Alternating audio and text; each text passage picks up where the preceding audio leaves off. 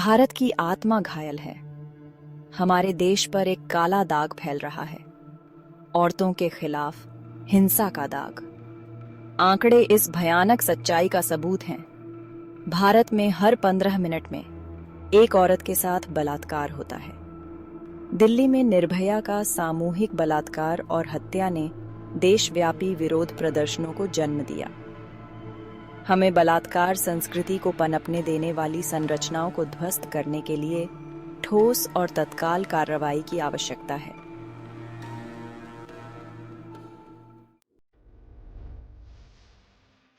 निर्भया मामले के बाद जो गुस्सा फूटा, वह एक निर्णायक मोड़ था। इसने सरकार को जगाया और कार्यवाही करने की तत्काल आवश्यकता को स्वीकार करने के लिए मजबूर किया। कानूनों में संशोधन किया गया, सजा को और सख्त बनाया गया और महिलाओं के खिलाफ यौन हिंसा के मामलों से विशेष रूप से निपटने के लिए फास्ट ट्रैक अदालतें स्थापित की गईं। आपराधिक कानून संशोधन अधिनियम 2013 ने बलात्कार की परिभाषा को व्यापक बनाया, पीछा करने और ताक झांक करने को अपराध घोषित किया और अपराधियों के लिए कठोर दंड की शुरुआत की, जिसमें कुछ मामलों में मृत्यु दंड भी शामिल है। सरकार ने महिलाओं की सुरक्षा और बचाव को बढ़ाने के उद्देश्य से निर्भया फंड जैसी पहल भी शुरू की। ये महत्वपूर्ण पहले कदम थे। समस्या की गंभीरता के बारे में राज्य द्वारा मान्यता, महिलाओं की सुरक्षा पर ध्यान केंद्रित करने से जागरूकता बढ़ी। अधिक महिलाएं अपराधों की रिपोर्ट करने के लिए आगे आईं और यह भावना पैदा हुई कि इस मुद्दे को आखिरकार गंभीरता से लिया जा रहा है। हालांकि केवल कानून ही गहरी जड़ें जमा चुकी मानसिकता को नहीं बदल सकते। असली चुनौती कार्यान्वयन में है। यह सुनिश्चित करने में है कि ये कानून जमीनी स्तर पर ठोस बदलाव लाएं। जमीनी था, जबकि सरकार ने सही दिशा में कदम उठाए हैं। यौन हिंसा पीड़ितों के लिए न्याय की राह लंबी और कठिन बनी हुई है। कानूनों का क्रियान्वयन बहुत ही खराब रहा है, जो हमारी न्यायिक प्रणाली को जकड़े हुए प्रणालीगत मुद्दों से बाधित है। भ्रष्टाचार, पुलिस अधिकारियों के लिए संवेदनशीलता प्रशिक्षण की कमी और एक भीषण, अक्सर असंवेदनशील कानूनी प्रक्रिया, ये कारक अक्सर महिलाओं को अपराधों की रिपोर्ट करने से रोकते हैं। बलात्कार के मामलों में दोष सिद्धि दर बहुत कम बनी हुई है, जिससे अपराधियों का हौसला और बढ़ता है। हमारी अदालतों में लंबित पड़े मामलों का ढेर एक और बड़ी बाधा है। किसी मामले के अपने निष्कर्ष पर पहुंचने में वर्षों, कभी-कभी दशकों भी लग सकते हैं।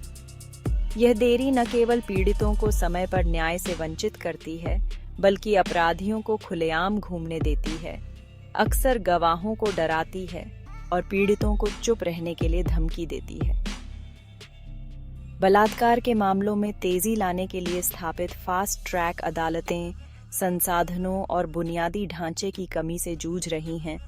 उनकी प्रभावशीलता गंभीर रूप से कमजोर हुई है। चुनौती की विशालता को समझने के लिए हमें अपनी सीमाओं से परे देखने की जरूरत है। सऊदी अरब की बलात्कार के प्रति शून्य सहिष्णुता नीति है। सिंगापुर में भी एक मजबूत कानूनी ढांचा है। कानून प्रवर्तन के प्रति उनके दृष्टिकोण से बहुमूल्य सबक सीखा जा सकता है। एक न्याय प्रणाली निष्पक्ष, कुशल और सभी के लिए सुलभ होनी चाहिए। भारत सरकार इन उदाहरणों से सीख सकती है। मानसिकता में बदलाव की आवश्यकता है। इसकी शुरुआत कानून के रखवालों से होती है। भाग 5, बदलाव के बीज। प्रारंभिक शिक्षा और सशक्तिकरण। कानून और उनका प्रवर्तन महत्वपूर्ण हैं, लेकिन वे समाधान का केवल एक हिस्सा हैं। बलात्कार संस्कृति की जड़ें बहुत गहरी हैं। जो सदियों पुरानी पितृसत्ता और लैंगिक असमानता द्वारा पोषित हैं। इस बुराई को सही मायने में मिटाने के लिए हमें इसकी नींव पर प्रहार करने की आवश्यकता है, और यह शिक्षा से शुरू होता है। हमें अपने बच्चों, लड़कों और लड़कियों दोनों को सहमति, सम्मान और समानता के बारे में सिखाना चाहिए। व्यापक यौन शिक्षा, जिसमें अच्छे स्पर्श और बुरे स्पर्श पर आयु अनुरूप पाठ शामिल हैं, को सभी स्कूलों में अनिवार्य कर दिया जाना चाहिए। यह न केवल बच्चों को अपनी सुरक्षा के लिए सशक्त बनाएगा, बल्कि कम उम्र से ही हानिकारक लैंगिक रूढ़ियों को दूर करने में भी मदद करेगा। शिक्षा के माध्यम से लड़कियों को सशक्त बनाना हिंसा के चक्र को तोड़ने की कुंजी है। शिक्षित लड़कियों के अपने अधिकारों के प्रति जागरूक होने, भेदभावपूर्ण मानदंडों को चुनौती देने और अपने और आने वाली पीढ़ियों के लिए एक सुरक्षित और अधिक न्याय संगत समाज बनाने की अधिक संभावना होती है। भाग 6। हमारी बेटियों की रक्षा, सरकारी पहल। सरकार ने महिलाओं की सुरक्षा और सशक्तिकरण के उद्देश्य से कई पहल शुरू की हैं। बेटी बचाओ, बेटी पढ़ाओ 2015 में शुरू किया गया। बाल लिंगानुपात में गिरावट के मुद्दे को संबोधित करने और लड़कियों की शिक्षा को बढ़ावा देने के उद्देश्य से एक प्रमुख कार्यक्रम है। कार्यक्रम ने कुछ राज्यों में जन्म के समय लिंगानुपात में सुधार करने में कुछ सफलता देखी है। हालांकि यह सुनिश्चित करने के लिए बहुत कुछ करने की आवश्यकता है कि लड़कियां न केवल जीवित रहें, बल्कि आगे बढ़ें। इसके लिए एक बहुआयामी दृष्टिकोण की आवश्यकता है। गरीबी, स्वास्थ्य सेवा तक पहुंच और सामाजिक मानदंडों जैसे मुद्दों को संबोधित करते हुए, जो लड़कियों के खिलाफ भेदभाव को कायम रखते हैं। वन स्टॉप सेंटर, महिला हेल्पलाइन और मोबाइल ऐप निर्भया जैसी अन्य पहल का उद्देश्य हिंसा का सामना कर रही महिलाओं को सहायता प्रदान करना है। हालांकि ये सकारात्मक कदम हैं, लेकिन उनकी पहुंच और प्रभाव सीमित हैं। इन सेवाओं के बारे में अधिक जागरूकता, साथ ही शहरी और ग्रामीण दोनों क्षेत्रों में उनकी पहुंच सुनिश्चित करना महत्वपूर्ण है। भाग 7। बलात्कार संस्कृति की जड़ें। एक ऐसा समाज जिसे चाहिए उपचार, कानून, नीतियां और सरकारी पहल आवश्यक हैं, लेकिन वे केवल इतना ही हासिल कर सकते हैं। हमें उस मानसिकता से दूर जाने की जरूरत है जो पीड़िता को दोषी ठहराती है। हमें महिलाओं को वस्तुओं के रूप में देखना बंद करना होगा। बदलाव की जिम्मेदारी हम में से हर एक पर है। हमें अपने बेटों को बेहतर इंसान बनने के लिए पालने की जरूरत है। भाग 8। एक सुरक्षित कल की ओर, एक बहुआयामी दृष्टिकोण। भारत में बलात्कार की जटिल समस्या का कोई एक समाधान नहीं है। इसके लिए एक बहुआयामी दृष्टिकोण, सरकार, नागरिक समाज और प्रत्येक व्यक्ति के सामूहिक प्रयास की आवश्यकता है। हमें सख्त कानून प्रवर्तन, त्वरित सुनवाई और एक ऐसी न्याय प्रणाली की आवश्यकता है जो पीड़ितों की जरूरतों के प्रति संवेदनशील और उत्तरदायी हो। हमें अपने बच्चों, लड़कों और लड़कियों को सहमति, सम्मान और लैंगिक समानता के बारे में शिक्षित करने में निवेश करने की आवश्यकता है।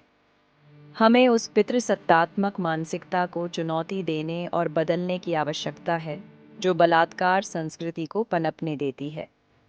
जनमत बनाने में मीडिया की अहम भूमिका होती है।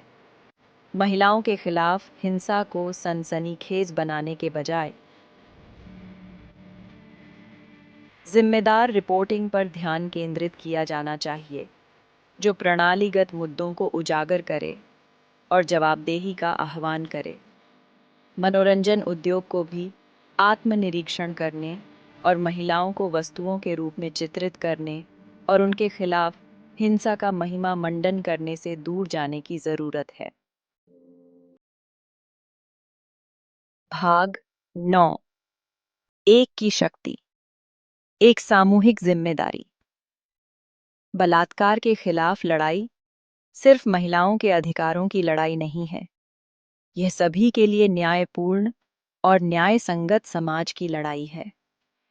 यह एक ऐसी लड़ाई है जिसमें हम में से हर एक की भागीदारी की मांग की जाती है।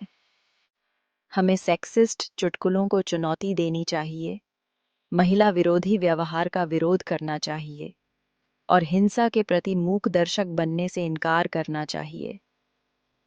हमें अपने बेटों को महिलाओं का सम्मान करना और अपनी बेटियों को अन्याय के खिलाफ आवाज उठाने के लिए सिखाना चाहिए।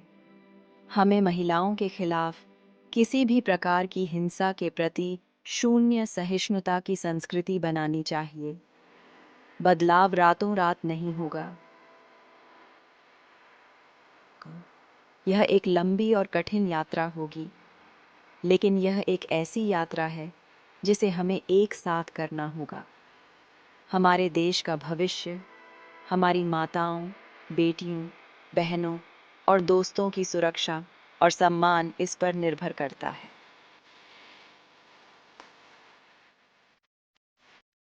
भाग 10। बदलाव का संकल्प। आइए हम एक ऐसे भारत के निर्माण का संकल्प लें जहां हर महिला बिना किसी डर के स्वतंत्र रूप से चल सके। आइए हम एक ऐसे राष्ट्र के निर्माण का संकल्प लें जहां हर बच्चियां सुरक्षित, सम्मानित और सशक्त हों। आइए हम पितृसत्ता और स्त्री द्वेष की संरचनाओं को ध्वस्त करने का संकल्प लें जो बलात्कार संस्कृति को पनपने देते हैं। यह केवल महिलाओं के लिए लड़ाई नहीं है, यह भारत की आत्मा की लड़ाई है। आइए हम सब मिलकर उठें, स्त्री और पुरुष सभी के लिए एक सुरक्षित, अधिक न्यायपूर्ण और अधिक न्याय संगत समाज बनाने के लिए।